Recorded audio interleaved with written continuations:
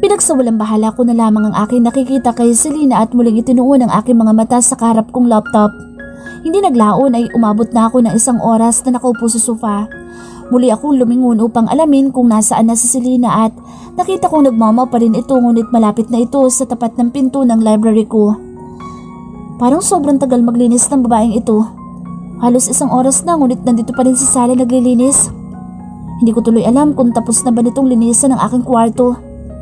Isang malalim na paghinga ang pinakawalan ko.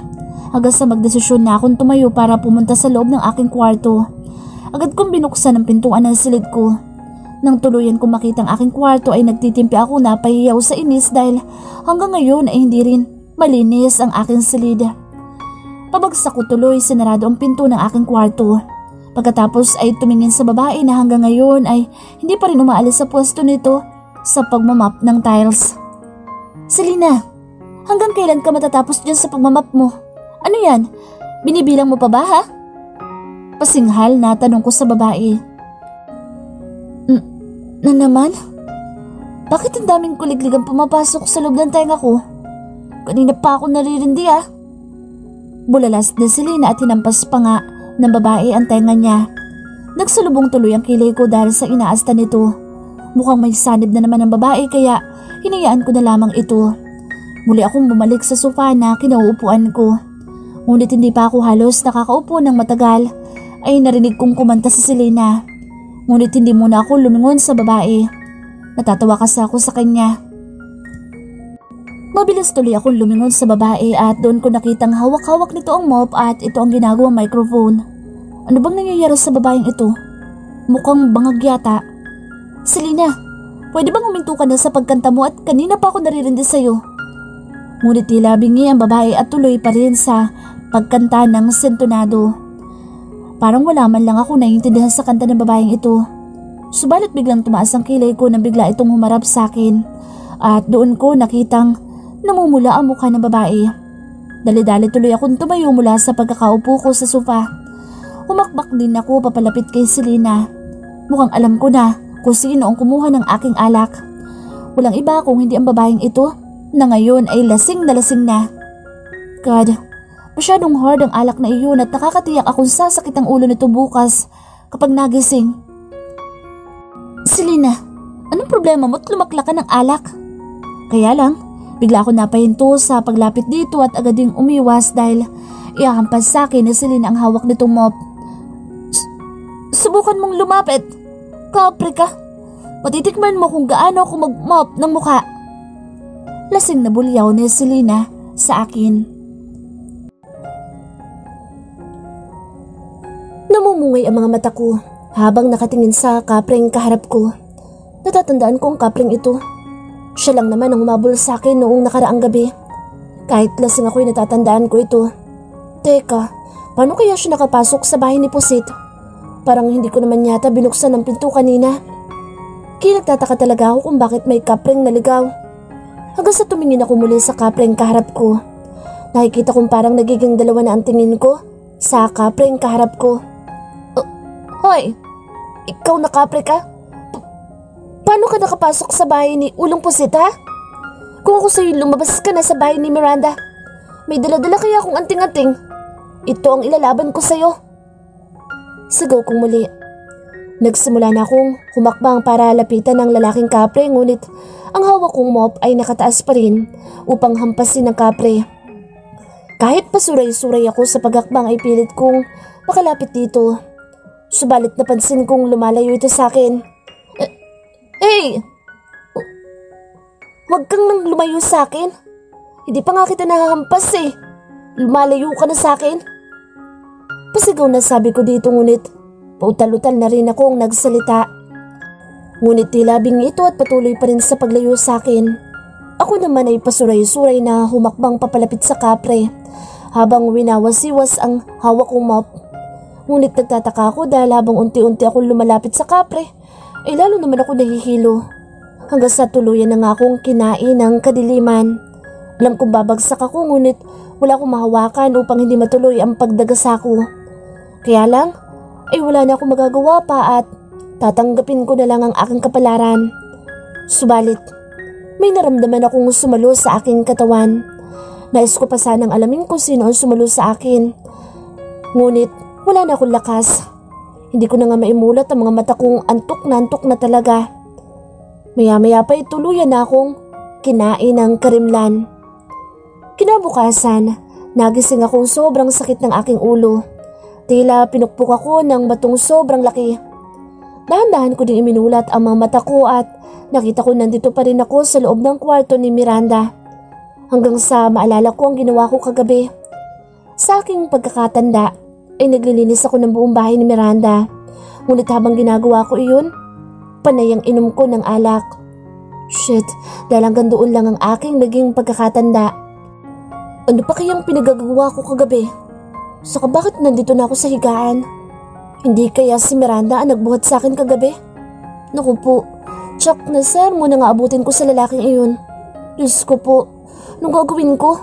Tapos hindi ko pa natapos sa mga pinag-uutos nito dahil tuluyan na ako nalasing. Magkakasunod ko tuloy na hampas ang aking noo. Gosh, ano mukhang maiharap ko sa lalaking iyon? Bigla naman ako napatingin sa pinto ng kwarto kung saan ako naroroon dahil bumukas iyon.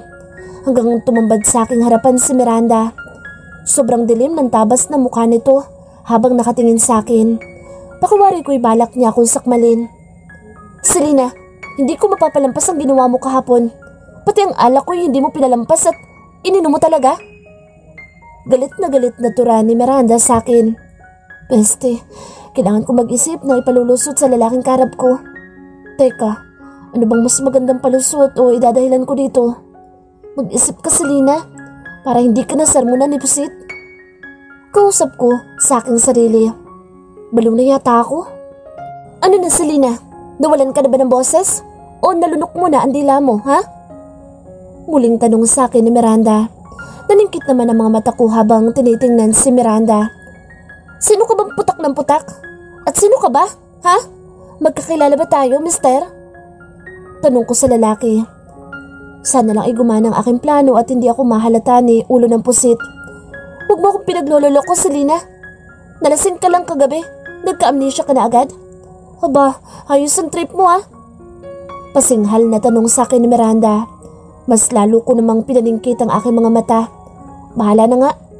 Nandito na ito kaya pangangatawanan ko na. May amnesia ako. Kayang-kaya ko ito. Mister, sino ka ba ha? Ni hindi nga kita kilala. Tapos basta ka lang papasok sa akin silid. Ano bang ginagawa mo dito sa kwarto ko? Isa ka ba sa mga alipin ko sa aking bahay? Tuloy-tuloy na tanong ko sa lalaki. Bigla naman itong sinipa ang pinto. Pagkatapos ay nanlilisik ang mga mata nito ngunit hindi ako natatakot sa ulo ng pusit na ito. Sige, ituloy mo lang ang pagpapanggap mong may amnesia ka, Selena. Oh, Selena pala ang pangalan ko? Mabuti na lang at nabanggit mo, mister. Teka muna, saan ba ako nakatira? Baliw na tanong ko kay Miranda. Hindi muna nagsalita ang lalaki, ngunit bigla itong tumalikod para iwan ako.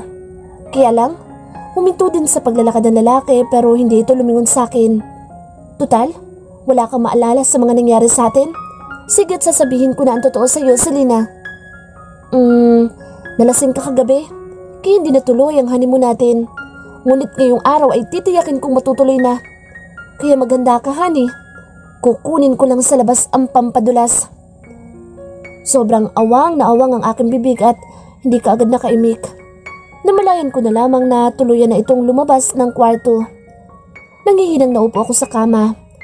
Mali yata ang aking sinabi na may amnesia ako. Asar na asar tuloy akong tumayo at nagtatakbo papunta sa loob ng banyo. Baka kasi bumalik si Miranda. Kailangan ko ring maligo lalo at amoy alak ako.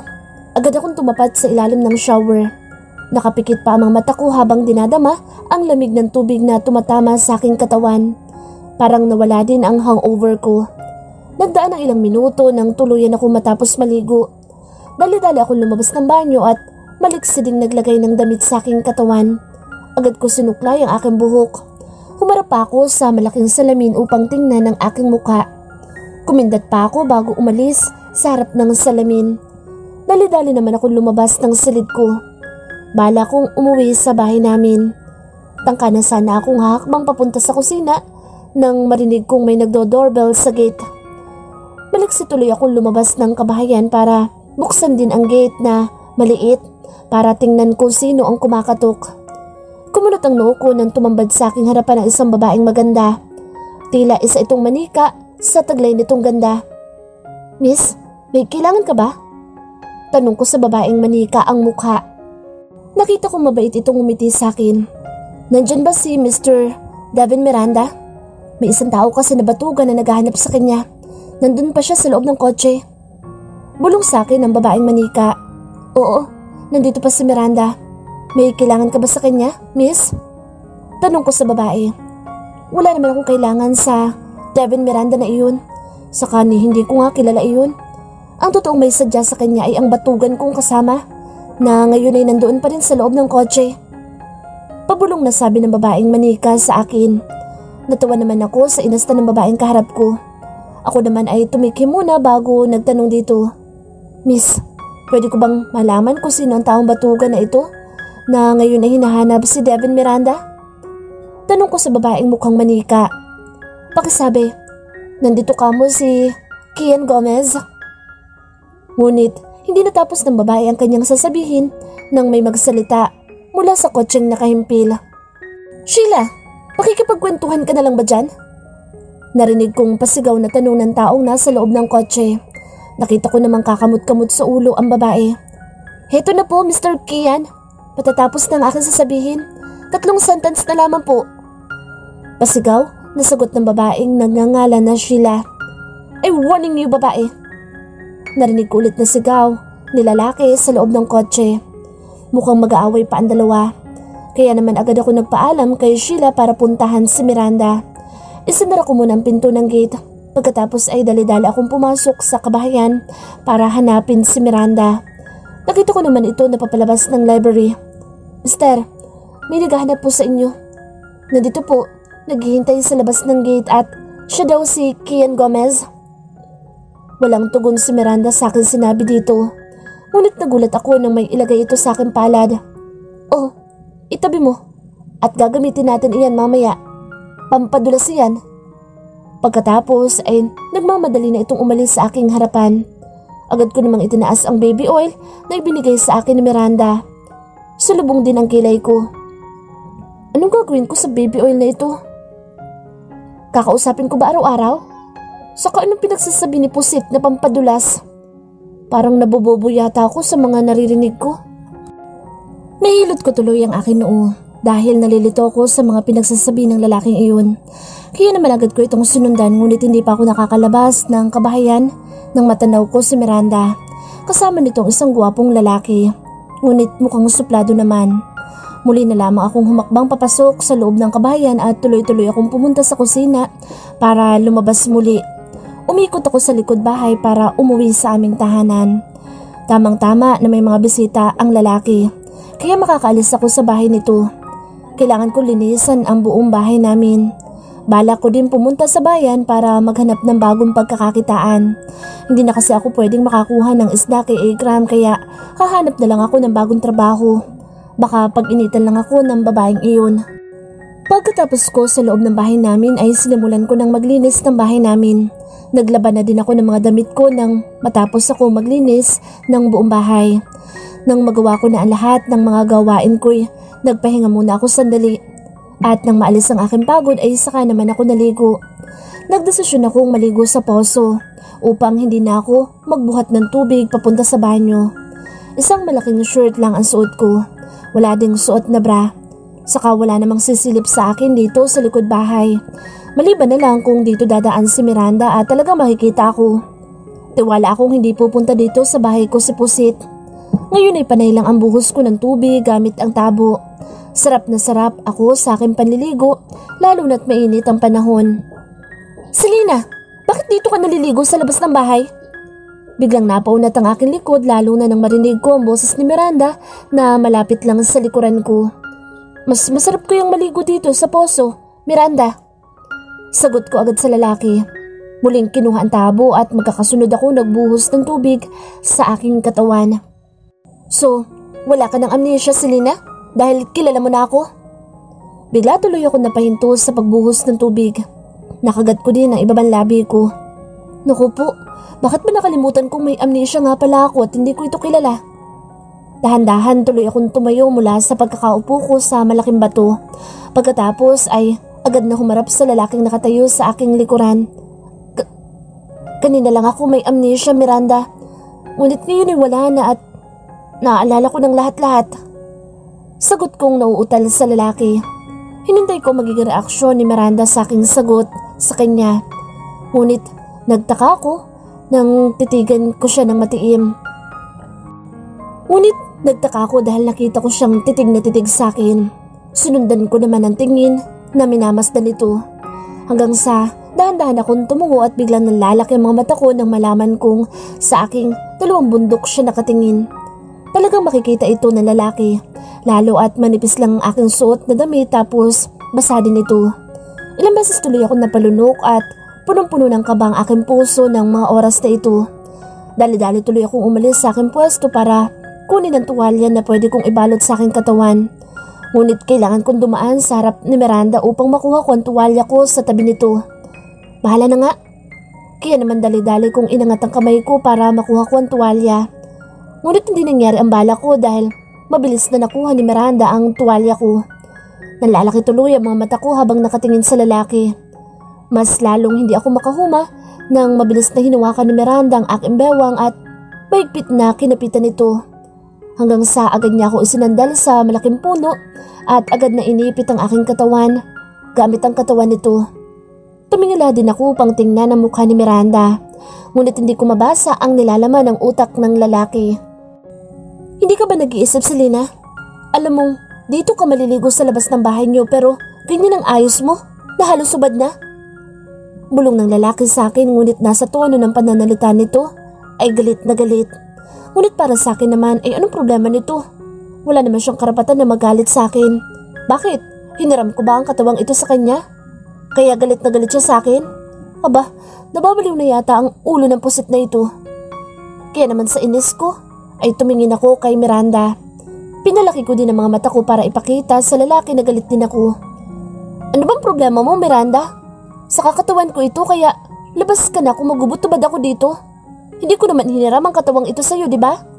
Kaya wala kang karapatang magalit ng ganyan sa akin. Mariing sagot ko sa lalaki. Labis akong naiinis dito. Basta na lang itong pupunta dito sa likod bahay at kung ano-ano sasabihin sa akin. Aba, hindi naman yata makatarungan niyon. Nagsalubong ang kilay ko dahil kitang-kita ko ang pag-igting ng panga ng lalaki. Hanggang sa bigla kong inilayo ang aking mukha dahil dahan-dahan itong inilapit sa akin. So, ayos lang sa'yo na may sumilip sa katawan mo ng mga lalaki? Mukhang nag-enjoy ka pang lalo kung ganoon. Sa bagay, mukhang sabi ka yata sa mga lalaki kaya ganyan ang ayos mo. Hindi ko na ito pinatapos magsalita dahil ubod lakas ko itong sinampal ng 2 beses sa mukha niya. Ngunit mas nagulat ako nang biglang hawakan ni Miranda ang aking leeg at tuluyang inilapit sa kanya. Nalalaki ang mga mata ko nang sakupin ni Miranda ang aking labi na nakaawang.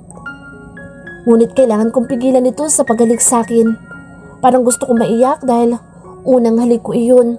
Tapos basta na lang nitong kukuhanin.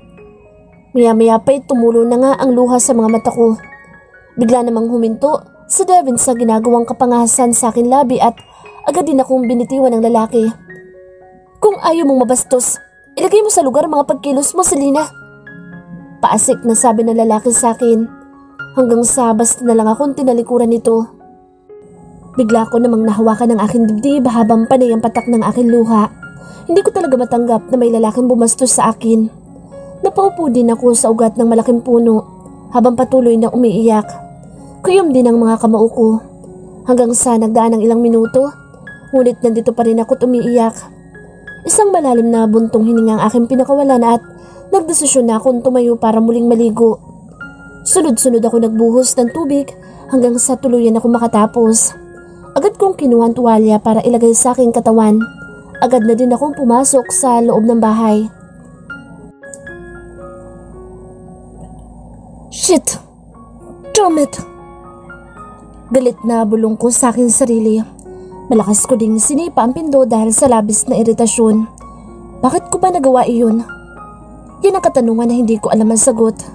Bakit ko ba hinalikan ng babaeng iyon? Dali-dali tuloy akong pumasok sa loob ng kusina. Agad akong kumuha ng alak. Dali-dali ko itong binuksan at tuloy-tuloy na tinungga. Muli akong bumalik sa sala at naupo sa sofa. Nahilot ko din ang aking noo habang nakapikit ang mga mata ko. Kinuha ko ang remote ng TV para manood na lamang ako. Subalit kahit nanonood ako ay ang babaeng iyon pa rin ang pumapasok sa utak ko. Yes, aaminin ko sobrang lambot ng labi nito. Ngunit nagtataka lang ako sa aking sarili dahil kay Selena lamang ako nagkaganito nang hinalikan ko siya. Sa dami ng babaeng naangkin ko at nahalikan. Hanggang sa nagdaan ng isang oras ngunit hindi pa rin ako mapakali. Kaya naman ini-off ko na lang ang TV. Pagkatapos ay nagmamadali akong tumayo. Umikot ako sa likod bahay para puntahan ang babaeng iyon. Ngunit bigla naman ako napahinto sa paglalakad. Ano ba sasabihin ko sa babaeng yun? Hihingi ako ng sorry. Hindi ko gagawin iyon. Kaya naman muli akong tumalikod para bumalik na lang sa bahay ko. Subalit may nag-uudyok sa utak ko na balikan sa Selena. Lalo at iniwan ko ito kanina na umiiyak. Sabay na napahilamos ako sa aking muka. Kaya kahit sobrang nagagalit ako sa aking sarili ay muli akong bumalik papunta sa likod bahay para tingnan ang lagay ng babaeng iyon. Marahas tuloy ako napabuntong hininga. Tuloy-tuloy ako naglakad papunta sa likod bahay ni Selena. Ngunit bigla ako napahinto sa paghakbang nang marinig kong may kausap si Selena na isang matandang babae. Selena, sino ba ang padadasalan mo? Saka bakit ang daming kandila naman ang binili mo? Narinig ko ang boses ng isang matandang babae. Mas maganda pong maraming kandila upang matanggap ko agad ang pagkawala niya. Sagot naman ni Selena sa babaeng kausap nito. Nagsalubong tuloy ang kilay ko. Sino kayang padadasalan ni Selena? Hanggang sa muli kong narinig na nagtanong ang matandang babae. Ano bang pangalan niya, Selena? Para magsimula na kami magdasal sa kanya upang manahimik na rin ang kaluluwa niya. Tawagin na lang po ninyo siya sa pangalang First Kiss. Halos masamiran naman ako dahil sa sinabi ni Selena. Ano nangyayari sa babaeng iyon? Marin ko ipinikit ang mga mata ko habang taimtim na nagdadasal ng ama namin. Parang gusto ko na namang maiyak dahil sa pagkawala ng aking unang halik. Hindi madaling maalis sa akin ang magdamdam, lalo at wala man lang nakakahalik sa akin kahit isang lalaki. Kahit nga hawak ay walang humahawak sa akin bewang at itong si Miranda lang ang may malakas sa loob na hawak-hawakan ako. Animal na yun? May araw din siya sa akin. Muli ko na naman ikinuyong ang mga kamao ko dahil sa inis sa lalaking pusit na iyon. Hanggang sa narinig ko naman ang pagdarasal ng 3 matandang kasama ko dito sa bahay namin. Kaya ang ginawa ko ay sumabay na lamang ako sa pagdadasal sa kanila upang maibsan ang inis at panghinayang ko dahil biglang naglaho ang first kiss ko. Hanggang sa nagdaan ng mahabang sandali at tuluyan nang natapos magdasal ang 3 matatanda. Agad ko silang pinagmerienda at nagabot din ako kahit konting halaga. Lalo at inabala ko silang 3. Sila talaga ang magdadasal dito sa Barrio Barba. Kaya kapag pinupuntahan ay talagang pupunta sila kaagad. Hindi naman sila nagtagal sa aking bahay at agad ding umalis. Tangka ko na sanang isasara ang pinto ng bahay ko nang may pumigil noon. Maliksi tuloy akong tumingin sa taong biglang sumulpot sa aking harapan. Walang iba kung hindi si Miranda. Anong kailangan mo sa akin, Miranda? Hindi nagsalita ang lalaki ngunit nakatitig lang siya sa mukha ko. Pansin ko yung may balak itong sabihin sa akin. Hindi na rin ako nagsalita at hinintay ko kung ano ang sadya niya sa akin. Subalit, bigla ako na-shock nang basta na lang itong pumasok sa loob ng bahay namin. Maliksi din niyang hinawakan ng aking bewang para tuluyang ipasok din sa loob at maisara ang pinto. Miranda, ano ba? Malakas na sigaw ko sa lalaki lalo at tuluyan na niya akong isinandal sa dingding ng bahay namin. Ngunit walang namutawing salita na lumabas sa bibig ng lalaki. Bagkus ay walang pakundangan niyang sinakop ang aking labi. Labis na naman ako nagulat at tila isa akong tuod ng mga oras na ito dahil hindi makagalaw sa kinatatayuan ko. Natauhan lamang ako nang medyo kinagat ni Miranda ang ibabang labi ko. Mabilis kong inangat ang aking kamay upang itulak ito ngunit mahigpit lang na hinawakan ni Miranda ang pulsuhan ko. Mas lalo niya pa akong inipit sa pagitan ng katawan niya at ang dingding ng bahay namin. Kaya lalong wala akong laban sa lalaki. May naramdaman din akong tumutusok sa aking katawan. Teka, parang may kobra yata sa gitna ng hita ni Miranda. Selena? Nandyan ka ba? Selena Corpus? Nataranta naman ako nang marinig ko ang boses ni Melinda Torrio sa labas ng bahay ko. Kaya naman, mas lalo ako nagpumiglas. Agad naman akong pinakawalan ni Miranda. Marahas ko ulit itong itunulak upang lumayo sa akin. Ngunit hindi ako binitiyawan. Hanggang sa makita kong dahan-dahan niyang inilapit sa akin punong tenga ang bibig nito. Ikaw may kasalanan na lahat ng ito, Selena. Pasalamat ka't may dumating na istorbo kaya ligtas ka ngayon. Ngunit hindi pa tayo tapos. Maring bulong sa akin ni Miranda. Ramdam ko rin ang pagkagat nito sa akin punong tenga. Maya-maya pa'y nagmamadali na itong umalis sa aking harapan. Ngunit nakita kong mabilis itong dumaan sa bintana para makaalis dito sa bahay namin upang hindi makita ni Melinda.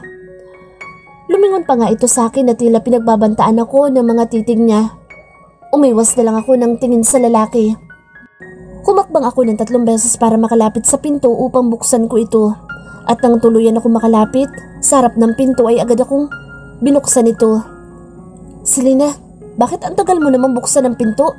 Kanina pa ako katok ng katok. Palatak ni Melinda sa akin. Pasensya ka na dahil naglilinis ako ng buong bahay, kaya hindi ko agad nabuksan. Paghingi ko ng paumanhin sa babae. Hindi ka agad ito nagsalita ngunit nakita ko nakatitig sa mukha ko sa Melinda na labis ko namang ipinagtataka. Magtatanong sana ako sa dalaga kung anong meron sa face ko ngunit naunahan ako nito. Ano nangyari sa labi mo, Selena? Sinong kumagat dyan at namamaga ang ibaba? Maliksi tuloy akong tumalikod sa babae para lumapit sa harap ng salamin. Nang tingnan ko ang aking labi sa salamin ay nalalaki tuloy ang mga mata ko. Langhiyang lalaki yun. Anong ginawa niya sa aking labi? Ano nangyari sa labi mo, Selena? Para kang nakipaghalikan na. Usisa sa akin ang babae. Nakita ko ding sumunod dito sa akin at lumapit pa sa tabi ko. Ano kasi? Naglinis ako ng buong bahay tapos ang dami kong langgam na pinagpapatay. Hindi ko naman akalain nagagapang iyon sa aking katawan at kinagat ang aking labi. Tuloy-tuloy nalitan niya ko. Siguro yung lalaking langgam ang kumagat sa'yo, Selena, no? Grabe kaya ang ginawa sa labi mo. Anas ulit ng dalaga sa akin. Kaya nga, nakakainis ang mga langgam na iyon. Ang sarap nilang gilita ng leeg. Teka muna, bakit ka nga pala naparito, Melinda? Isasama sana kitang pumunta sa disco bar. May bagong tayo na bar malapit lang sa bayan. Sana'y pumayag ka at minsan lang ako magyayaya sa'yo, Selena. Nagkamot muna ako sa aking ulo bago tumingin kay Melinda. Gusto ko sumama sa'yo, Melinda. Kaya lang wala naman akong pera. Alam mo namang nag-iipon ako dahil baka bumalik na si Inay dito sa Barrio Barba. Lalo't kailangan ko siyang padalahan ng pamasahe niya. Paliwanag ko sa babae. Wala naman talaga akong pera. Hindi ko naman pwedeng gastusin ang perang ibinayad sa akin ni Miranda. May paggagamitan ako noon.